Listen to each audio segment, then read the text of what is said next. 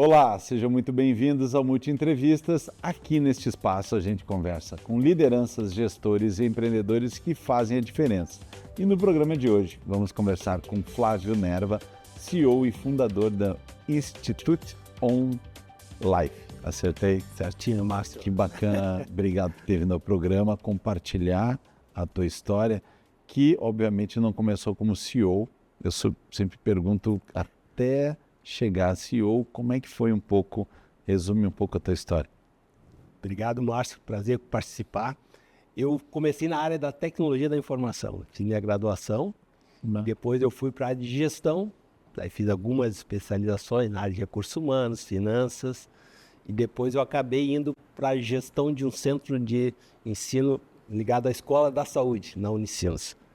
E ali eu fazia toda a parte de gestão dos cursos da área da saúde. E aprendi bastante, né? Que nós tínhamos os biólogos que estavam preocupados com a injeção, né? com pesquisas micros, nós tínhamos a psicologia ali, pensando na mente das pessoas, a nutrição, cuidando da alimentação, a fisioterapia do corpo, né? A enfermagem, né? Todos os cuidados, né? E a educação física na parte esportiva. Então, esses cursos eram o que compunham, né? Aquela gestão.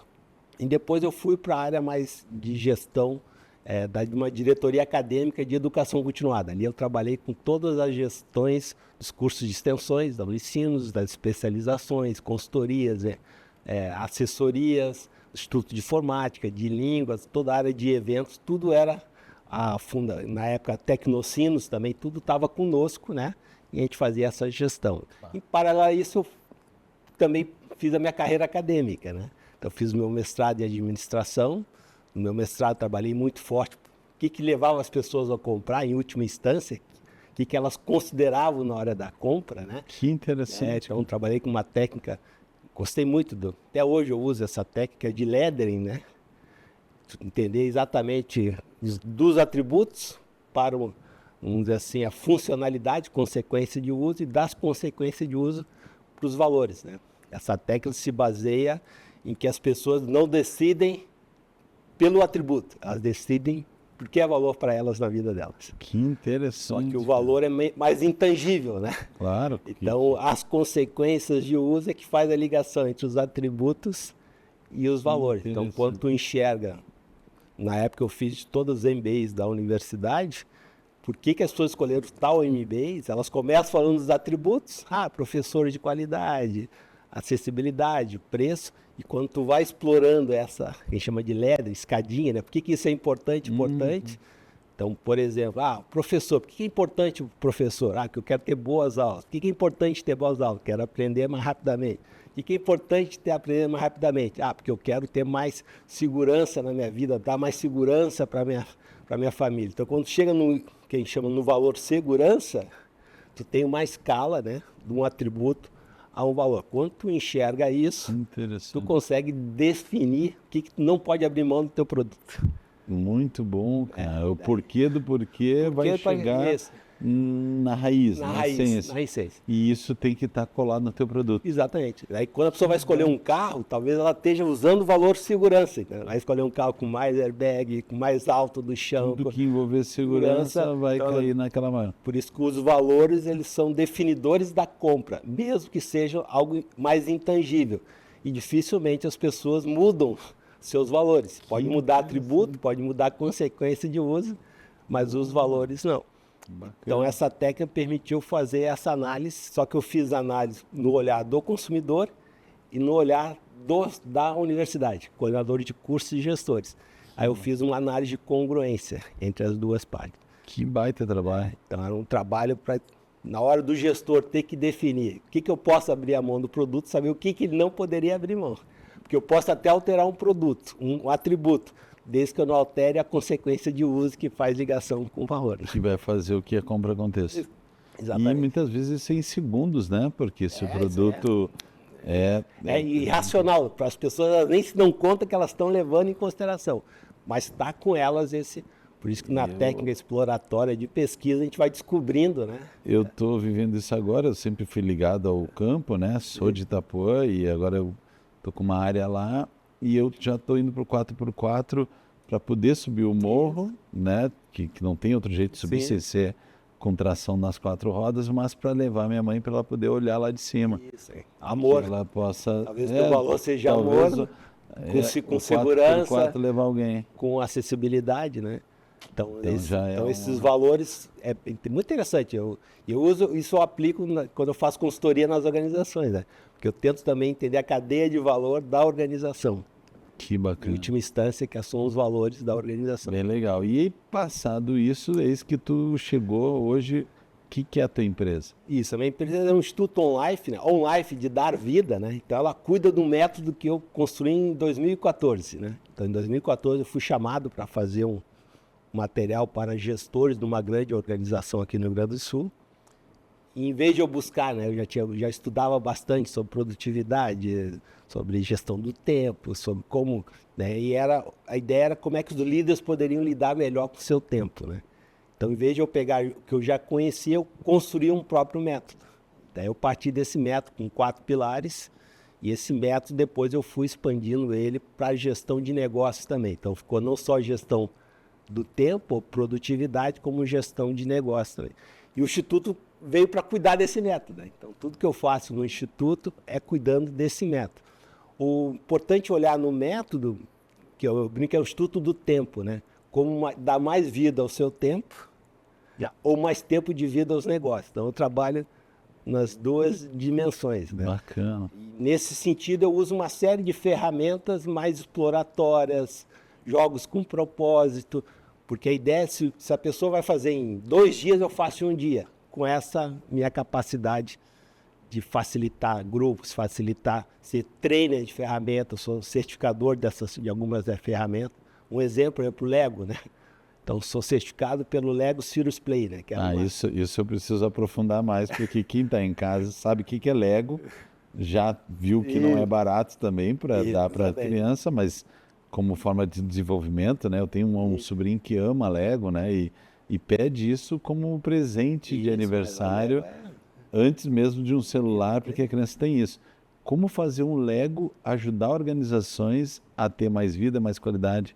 Isso. O Lego tem nessa metodologia chamada Lego Serious Play, que é certificada pela Lego no mundo, ela chama a força do engate. Então, a força de engatar as peças. Quando tu vai na loja com o teu sobrinho, ele vai olhar uma caixinha, vai olhar uma imagem naquela caixa, vai comprar aquela caixinha e vai tentar reproduzir o que está naquela caixa, certo? Vai construir, como a gente fazia os nossos aeromodelos. Né? Lembro, cara, Revel, né? Isso. Colava com a cola. Eu lembro do cheiro da cola. Isso. A gente chama isso de inteligência lúdica. Eu estou falando já um pouquinho de inteligência, a construção entre a curiosidade e a inovação. Quando eu vou para a metodologia Lego Serious Play, qualquer peça pode ser qualquer coisa. Então, a minha imaginação que define o sentido para a peça. Então, posso pegar uma pecinha de 4 posições e dizer que é um fogão, por exemplo. Posso dizer que é um elevador. Posso dizer que é uma geladeira. Ou seja, o significado para a peça é eu que dou. Então, neste processo, que tem 4 pilares, quando tu coloca as pessoas no ambiente de explorar, através de peça, a construção, a modelagem, as pessoas estão usando a sua imaginação. Então, é o brincar com poder de transformação. Criar, né, aprender com significado. Então, quando tu está modelando, a gente modela, por exemplo, o Lego com as mãos. Então, a neurociência já explica que nós temos em torno de 75%, 80% da comunicação direta com o nosso cérebro se dá através das mãos. Então, quando tu está modelando, tu está driblando o teu cérebro executivo, cérebro lógico, analítico, racional. Tu está usando o que a gente chama do cérebro mais flexível, elástico, né? Que é o cérebro das informações que vem de baixo para cima, não de cima para baixo. E nesse espaço do cérebro elástico, flexível, nós temos muita informação, muita experiência, muitas memórias, nosso repertório todo está aqui, porém nem sempre a gente faz associações com essas informações. E na inteligência lúdica que a gente usa o brincar para transformar, você traz para o jogo esse cérebro elástico, esse cérebro, né, que a gente chama plasticidade, a neuroplasticidade. E aí surgem coisas que aí vem a inovação, porque aí vão te dar resposta diferente, né? Que interessante. Então, todas as ferramentas, por isso que eu brinco, eu sou um estimulador da educação por novos pontos de vista. Então, tudo que eu faço, eu uso ferramentas e lógicas para ajudar as pessoas a ter novas respostas. Como é que ela consegue isso? Através de novos pontos de vista. E como é que ela consegue isso? Olhando, por exemplo, o modelo do Lego que ela construiu e dizer o que aquilo significa para ela.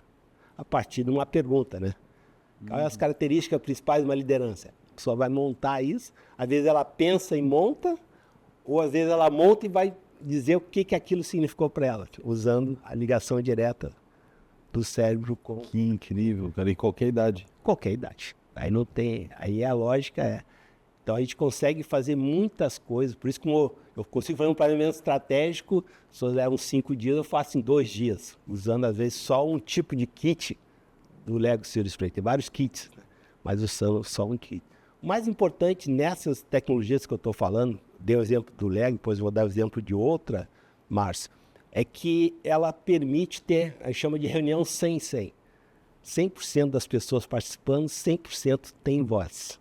Então vão receber as mesmas peças, vão ter o espaço de modelar, vão ser desafiadas, vão dar sentido para aquele modelo, vão refletir, compartilhar o que construiu, refletir e tomar decisões.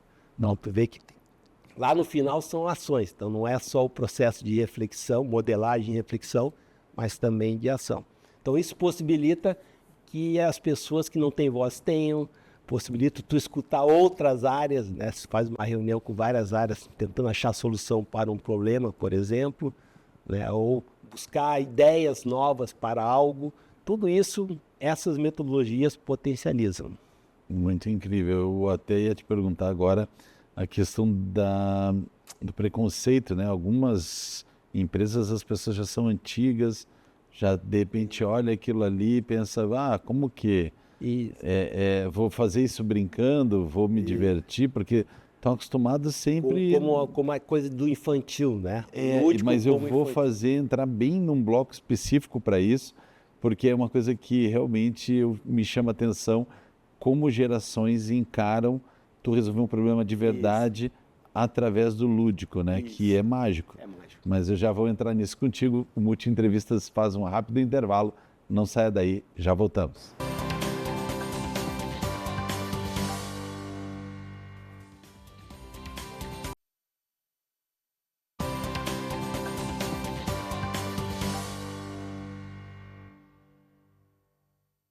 Estamos de volta com Multi Entrevistas e a gente continua falando com Flávio Nerva, CEO e fundador da Institute of Life. A gente ia começar a falar agora dessa questão do preconceito, né? Como é que uma empresa, às vezes, centenária, com pessoas de outras gerações, entende esse trabalho que envolve intuição e inovação? Tudo que eles não tiveram, né? Porque era... Como é que é... escuta quem pode, obedece quem tem juízo. Fala quem pode, obedece... Muito mais diretivo, né? E agora tu propõe uma coisa totalmente disruptiva e quando acontece, né, que nasce ali uma ideia que pode salvar a empresa, sim, é mágico, né? Literalmente, como que é o antes e depois e o que tu já escutou assim de tipo, isso... Na verdade... Como tudo aqui, como esse ambiente que a gente está, que é preparado para isso, a gente também prepara o ambiente para essa modelagem, né? Então tem toda uma explicação do método, construtivismo, construcionismo, teoria do flow, storytelling. Então a gente faz todo um pensamento lateral, a gente faz toda uma abordagem para as pessoas se propuserem começar a modelar, encaixar a primeira peça. Oh. Depois que elas entram, daí viram crianças, no sentido bom, né? Do bem, né? Porque elas vão começar a ter voz. Porque essas pessoas mais antigas, por exemplo, elas têm uma coisa que nós não temos, muitas não têm hoje, né? Que é o repertório.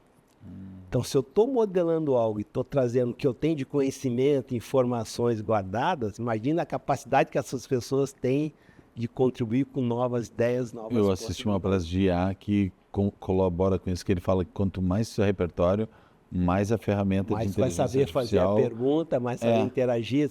É uma vantagem de uma geração contra uma galera sem... Isso. E essa inteligência lúdica, por exemplo, eu participei uma vez de um congresso eu sou coordenador pela Sociedade Brasileira de Dinâmica de Grupo, pela SBDG. Uma vez fui convidado para fazer uma oficina de Lego no congresso do RH.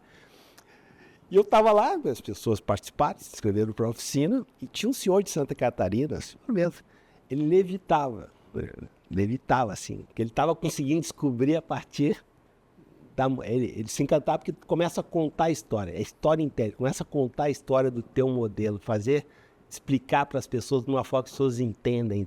Então fica uma coisa, quando as pessoas começam a participar, é diferente. Esse dia também eu fiz com os institutos tecnológicos, ali da Tecnocinos, da Unicinos, eram todos os institutos, então foram mais de 100 pessoas, né? Tinha 19 mesas, as pessoas modelando o Lego. E tinha pessoas que as pessoas não acreditavam que estavam lá modelando, porque a gente viu as filmagens, as fotos, aquele professor lá que geralmente não acredita em nada, ele estava lá empenhado, atirado para fazer aquilo, né? Então tem um lado que eu chamo, que eu sou doutor em design estratégico, né? Então eu trabalhei muito com as tecnologias persuasivas e exploratórias. Então, a tecnologia exploratória, quando tu começa a modelar, usar aquela tecnologia, que ela vai te determinar a tua experiência. Então, tu posso até chegar com preconceito, mas quando eu começo a me interar com ela, você começa a ter novas respostas, a ver que tu está construindo com as tuas mãos. Isso eu falei do Lego, mas poderia falar, por exemplo, até de um jogo que eu construí, que é de imagens também, né? A imagem, por exemplo, a gente é analfabeto na parte de leitura visual. A gente é alfabetizado nas letras, mas analfabeto no olhar visual. Porque a gente olha uma imagem, a gente acha que só aquilo ali é informação, aquilo que a gente vê no primeiro momento. Faz uma análise mais assim, racional da imagem. Mas a imagem dá muito mais informação. A riqueza que tem por trás de uma imagem, ela é, de novo, tu está acessando o cérebro reflexivo. O que eu estou vendo aqui que está me chamando a atenção? Por que isso está me chamando a atenção? O que isso tem a ver com a pergunta que eu estou tentando resolver da minha vida? Okay. Quando tu faz isso, tu começa a fazer o que a gente chama de, tanto Lego como as imagens, o que a gente chama de metáforas. Você consegue fazer síntese de associações de coisas que a princípio não teriam e tu chega em novas respostas. De novo eu volto para as novas respostas.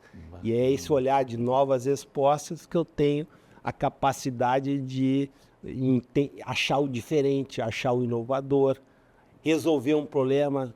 Imagina, eu penso numa coisa, nosso cérebro, não vai por aí, já sabe a resposta, não é isso? Não, nosso executivo, né? Uhum. Já é assim, quando tu provoca novas respostas, opa, isso aqui eu nunca tinha visto, Sansar, nunca tinha enxergado. Aí te abre um novo patamar de possibilidades. Então essas ferramentas de imagem, de modelagem, próprias palavras, quando tu brinca com as palavras, né?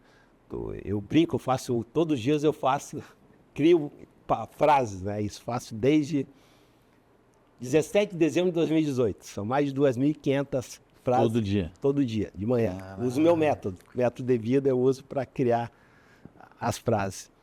E é interessante que eu crio palavras também, eu brinco, eu invento palavras, crio palavras. Né? Na ideia de que eu possa ali, como eu nunca fui bom na escrita, nunca fui bom no português, criar frases para mim foi uma libertação de botar meu lado intuitivo através das mãos, escrevendo. Mas a disciplina e o ritmo disso. Mais de 2.500. Inclusive tem um Instagram chamado Pausas de Vida. Todas as manhãs, quem for lá vai encontrar uma nova frase. Repete. Pausas de vida, né? De dar vida às pausas, né? Porque o primeiro pilar do meu método é o pausar, o devagar, diminuir a velocidade para poder contemplar, né? Associar. E daí faz a introspecção, te escreve, enxerga o que está vendo e acorda, vê o que está ligado ao teu coração. Sabe que alguns stories eu, sem te conhecer antes, né? Te conheci há pouco tempo. Eu escrevi a pausa quando estava no pôr do sol ou numa situação, e um dia saindo aqui da Ubra eu filmei o prédio, o avião, que é um caça do exército, um caça, o pôr do sol, e botei pausa ali, porque aquele momento realmente era uma pausa entre outro compromisso que eu tinha, e isso é bacana, né? A hora que tu pausa e uma frase pode te inspirar, ou se ela está na Bíblia, pode definir a vida de uma pessoa, né? Se eu pegar uma imagem, uma frase ou uma imagem, eu posso ler e eu estou lendo essa imagem, essa frase. Para mim vai ter um significado, para ti vai ter outro. Porque tu tem a tua experiência de vida, a questão que a gente quer resolver, Seja para como é que eu posso me estressar menos, por exemplo. O que eu posso fazer para me estressar menos nesse mundo acelerado? A tua resposta vai ser diferente da minha, porque a gente está ali projetando as nossas experiências de vida, os nossos valores, os nossos costumes. Então essa é a riqueza. Uma mesma imagem pode dar vários sentidos. Então por isso que essas pausas eu publico um rótulo, uma palavra, uma frase e uma pergunta. E associo uma imagem. Então, para as pessoas de várias formas tentar achar uma coisinha que possa mudar a manhã delas. Bacana. Tu sabe que eu, quando faço gestão de algumas equipes, eu tenho um método que o último minuto é uma frase, que é a pessoa que eu estou entrevistando que vai falar. E se a pessoa pega no contrapé, né, não pensou antes, porque nem sempre eu aviso que ela tem que deixar uma frase final, eu peço a frase que ela colocou no status do WhatsApp, né, ou abaixo da foto. Isso. Ali normalmente força a pessoa quando vai botar, resgatar aquela quer memória. sejam uns iconezinhos, né, a pessoa botar um livro, um cérebro e um cachorro, sei lá o que são os e aquilo que tem significado e a pessoa traduzindo aquilo pode inspirar outras pessoas, né? E Tchê, o que hoje te chamou mais atenção nos últimos tempos, que mais te impactou? Tu está acostumado a fazer isso com várias empresas, tu vê coisas incríveis acontecendo, mas lembra de alguma que tu pensou, caraca, essa não tinha a menor ideia? Por exemplo, eu ajudei os maristas em repensar todo o ensino médio, né? Aquela modelagem da nova lei, né, que entrou em vigor, que os ensino médio teriam liberdade de roteiro, de trilhas, né? O aluno faria a sua trilha, né? E o marista me chamaram, eles estavam trabalhando há um ano, né? E me chamaram eles não estavam satisfeitos com as ideias que estavam surgindo ali.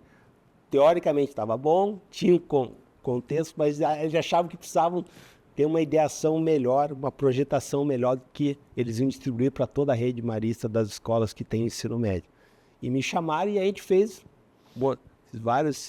aqui, fomos para Brasília, fizemos lá com os professores, coordenadores, diretores, envolvendo eles na projetação do que seria um novo ensino médio para os maristas, né?